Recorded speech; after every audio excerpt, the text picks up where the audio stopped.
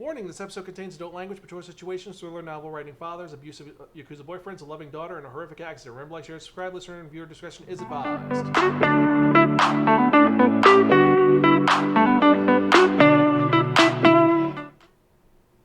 Hello and welcome to another episode of the Spiraken Manga Review. I'm your host Zen, saying konnichiwa, aloha, buongiorno, and what's up? Hope you're doing well out there and hope you're excited for another fun-filled episode of this awesome podcast you can find at www.spiraken.com. We're also on Facebook, Twitter, Instagram, Spotify, YouTube, Stitcher, and various other social media sites. Just type in SPRAKEN in a search bar and I guarantee you'll find us one way or the other. Also remember to like, share, and subscribe to this awesome video. And with that in mind, let's actually get to it because I've got some awesome news, some scary news, some sad news, and more importantly than that, some manga news. But first, let's actually get to it because if you remember from that last episode, I spun that one, not only the Wheel of Manga, and it dictated to me that I'd be reviewing a manga that was written by Naoki Yamakawa, the creator of I'm Standing on 1 Million Lives. Also, this was illustrated by Masashi Asaki, who is the award-winning mangaka of Komitsu no Matsuri-san, which was the 2003 Kodansha Manga Award for Shonen recipient.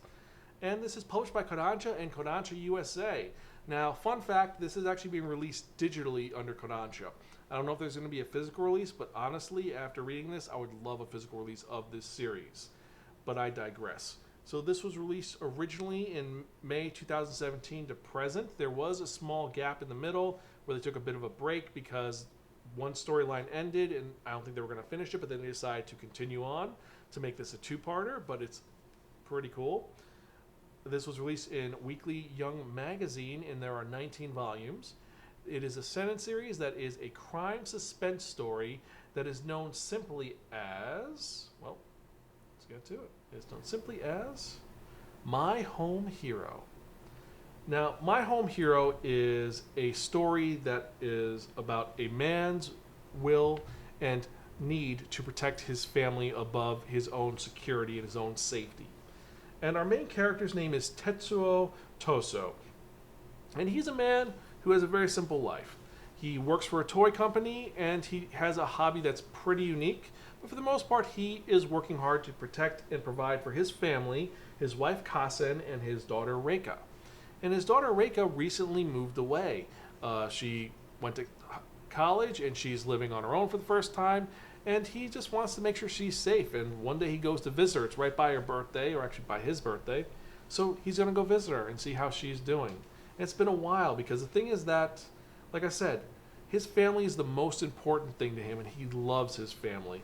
He loves his daughter, loves his wife, and they are the one constant in life that has been important to him throughout his entire history because a lot has happened in his history, but we're not going to get into all of that.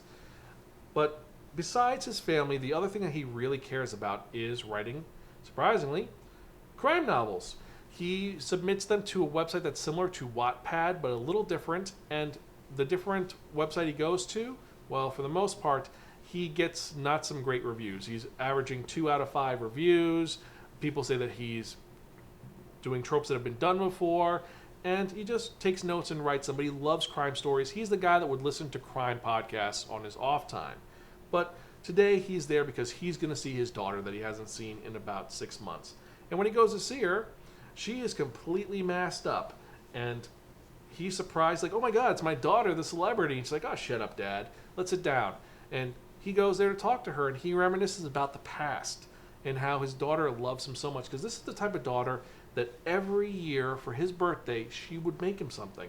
Sometimes something as simple as a painting or a picture or a drawing or an action figure or a giant mech robot. Or for his last birthday, she actually recorded a song for him and made a song that she only played once for him that is his theme. And yeah, she charged him the last couple times, but he paid for it and he loves it because he loves his daughter. And as they're sitting there eating, she ends up ordering a really big steak. She hasn't taken off her mask at all. But when she removes her mask, he sees it. She has bruises on her face and on her eye. And being a protective dad, he's like, what the hell happened? Who did that to you? It's like, no one did it. And she hinted earlier that she has maybe a boyfriend that's living with her. He's like, your boyfriend did that, didn't he? Tell me. I'll take care of him. Don't worry about it. She's like, no, shut up. There's nothing going on. You know what? You're being crazy, Dad. I'm leaving. And she ends up leaving. And he's like, oh, shit, what did I do? He's a little upset, but he sits there and calms down, then ends up walking away, trying to figure out what happened with his daughter and how could someone hurt his daughter so much. And he ends up bumping into a bunch of Yakuza guys, who, funny enough, the main of the Yakuza guys, Nobuto, is her new boyfriend, and he is a piece of shit. Tetsuo hears him talking about how that girl, Reika, didn't want to listen to him. Said, I had to get out of the apartment because her dad was showing up. So I said, no, I'm not leaving. And I taught her what for, because you know what? I'm the man and that's my thing. Nobuto is a horrible person. And honestly, what happens is justly deserved in my honest opinion. But I digress. So he ends up hearing this guy say her name. And he's like, wait a minute, that's my daughter he's talking about. He ends up following these guys, go to their hangout. And it's a club. And the guy who's the bouncer sees him and says, hey, buddy, want to go inside? We got some nice girls for you. He's like, no, I was just trying to... Wait, you trying to be a pervert? You trying to shyster? And they end up beating him up, taking his photo, and saying, we know who you are. If you come back, we're going to kill you and make you disappear. And he's like, crap, what the hell? Who's this guy working for? What's his deal? So he ends up shrugging off, wants to find his daughter, make sure she's okay, goes to her apartment, and discovers that, well, someone's living at the apartment. Someone has been there, and, well, there is evidence that there is a cohabitation. There's 2 cups in the bathroom, there's this and that, and he ends up looking around, investigating, and then Nobuto comes home and he hides. Tetsuo hides in a closet, and he hears Nobuto talking about this, how, oh, this girl's just stupid.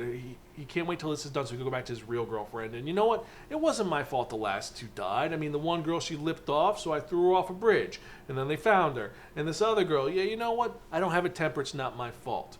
But once we're done with her dad, who has all his millions, we'll be set for life.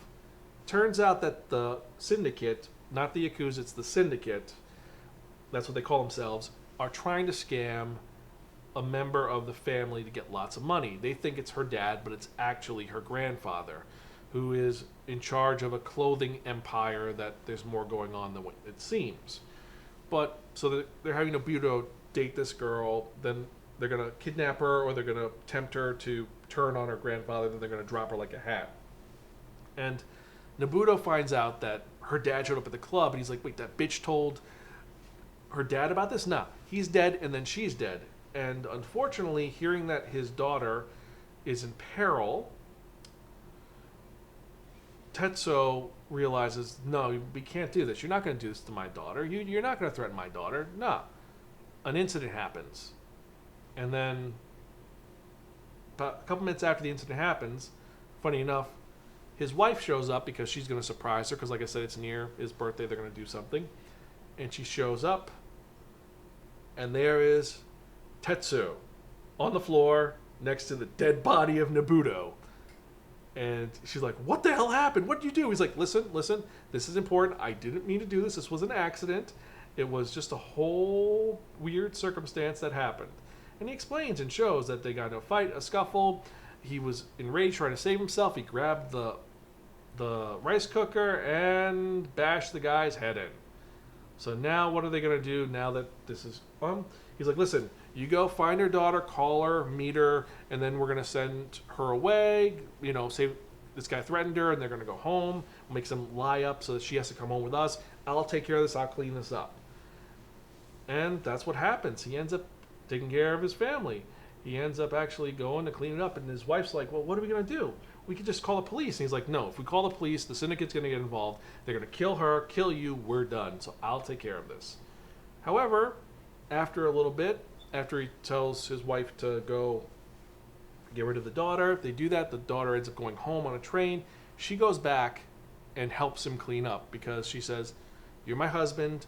We're in this together. We're protecting our family. That's our job to do. We have to defend our family because if we don't, who will? And honestly, if he had done that and I was there, I would have killed him. So they end up doing some kind of horrific things to save the day, like boiling the body in the bathtub using hot water, turning it into an oven to melt the bones off of the meat and then storing the meat. It also shrinks it down. A lot of serial killer things that he heard on podcasts and used in notes. So they don't know. So he's able to kind of get rid of the body without anyone finding out. However, During this, the Yakuza also wants to know what's going on. Because, unfortunately, it turns out that Nobuto's father is the money man for the syndicate. And whatever he wants, they do for him. And he loves finding out, make sure that his son is okay, because that's the only thing that's important to him. And when his son disappears, he's a little perturbed and angry. So he's like, listen, find my son. You get my son back, we're all good. If you don't find him, we have a problem. So listen, here's money, find my son. Where did he go? And so the Yakuza is now investigating what happened to Nobuto. They know he entered the apartment. Then no one knows what happened. The mom showed up, and then the daughter showed up. Then they left, and then one of the guys breaks in to find out what happened. And there's a cleaning guy there who says, yeah, I'm here to clean. And that is what is going on. It is a cat and mouse game between the Tetsu family and the syndicate to find out what happened to Nobuto. Will the syndicate find out and kill the Tetsu's family, or will Tetsu be able to outsmart them? What's going to happen?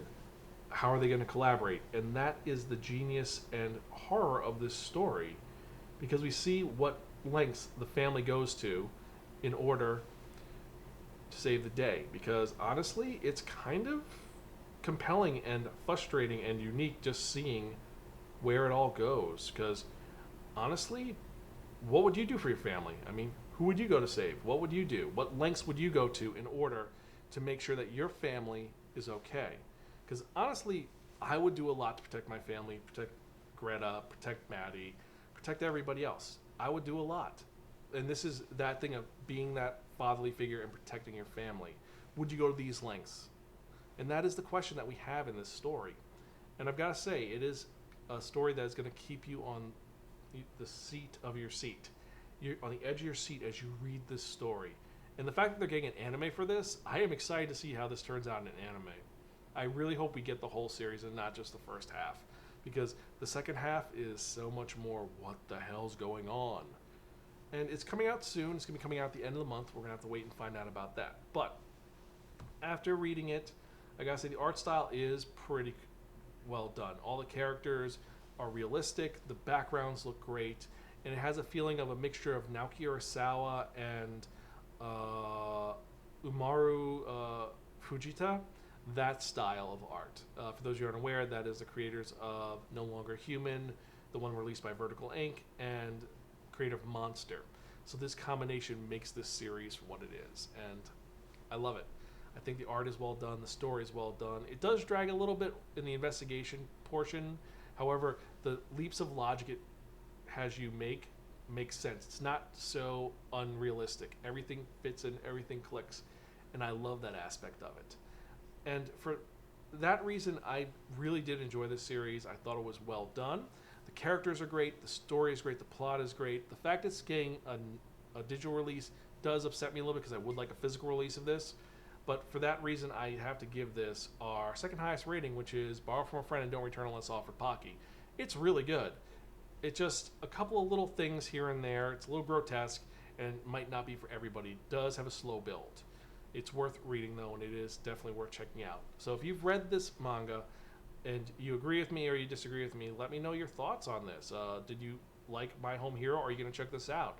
Let me know either in the show notes below, or you can email me personally and that is at zan@spiraken.com. That's Xan @spiraken.com.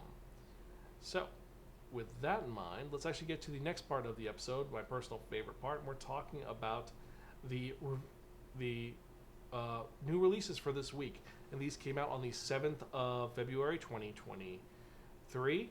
So weird saying 2023, just kind of crazy. But let's get to what was released this week, shall we?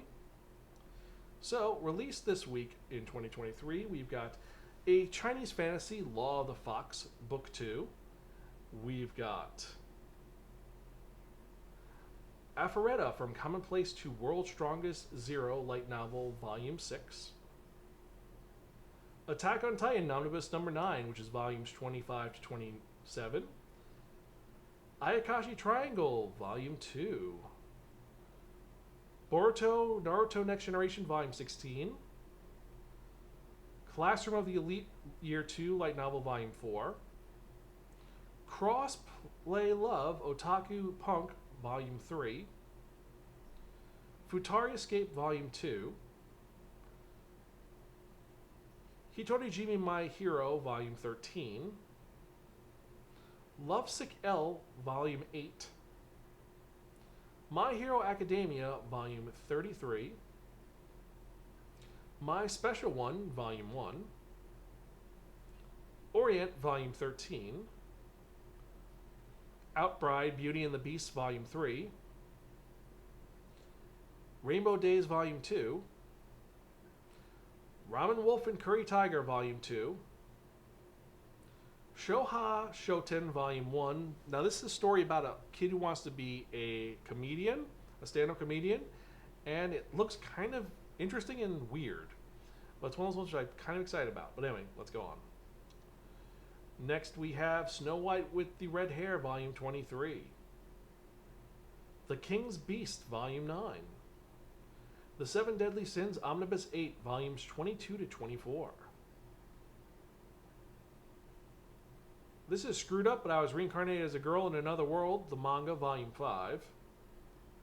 Tokyo Revengers Omnibus Volume 7 through 8. Vampire Dormitory Volume 9. Vivi Prototype Light Novel Volume 3. Wisteria Wand and Sword Volume 2. And last and certainly not least, the Watakoi Love is Hard for Otaku Complete Manga Box Set. And I gotta say, this one is, if I had not bought the series originally, I would have bought this one totally. So for me, personally, I am excited for this. Vivi Prototype Volume 3. This is Screwed Up, I Was Reincarnated as a Girl in Another World. Snow White with the Red Hair. Shoha Shoten. Ramen Wolf and Curry Tiger. My Special One. My Hero Academia. Crossplay Love, Otaku Punk. And Arfaretta from Commonplace to World's Strongest. Which are the ones that you're most excited about? Let me know in the show notes down below, or you can email me personally at Xan, that's Xan, at Spiraken.com. So, with that in mind, I hope you guys have been enjoying this episode. Hope you're having a lot of fun. And I'm really happy that each of you have been sending me messages and comments and just letting me know how much you like this podcast. Because every comment, every like, every subscription, they give me more motivation to keep doing this podcast. I'm going to keep doing this podcast. I'm an old man who has to read these mangas with thick glasses and large print. And before I forget, if you want to know more about this podcast or you want to help us out, remember to like, share, and subscribe to the show notes. Like and subscribe to our website at Spiraken.com. And you can help us support our Patreon at patreon.com/Spiraken. Help us create more fun content for you to enjoy. We have 5 tiers and tons of deleted and alternate versions of the podcast that we've talked about here, because there's so many that are so crazy and just so, I don't want to say nightmarish, but I've made some mistakes. But I digress. Remember to like, share, and subscribe. And more importantly, let's get to the last part of the podcast that you like so much. That part we've all been waiting for. And what are we talking about? We're talking about that one, that only, the Wheel of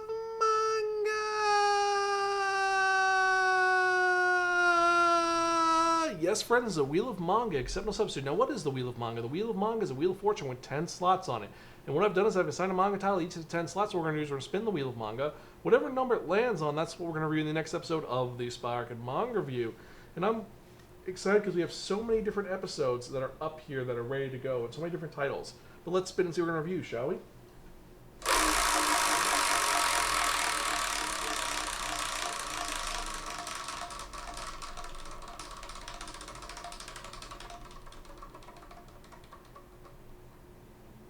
Number 4, Ramen Wolf and Curry Tiger. That's kind of cool. So in the next episode, I'm going to be reviewing a manga about a tiger and a wolf who apparently eat ramen, I think? Not entirely sure. But if you have any questions or comments or concerns, email me personally at Xan, that's Xan, at Spiraken.com. And as usual, I'm your host, Xan. I'm Gonzville. I'll catch you guys next time, and keep reading manga. See you later.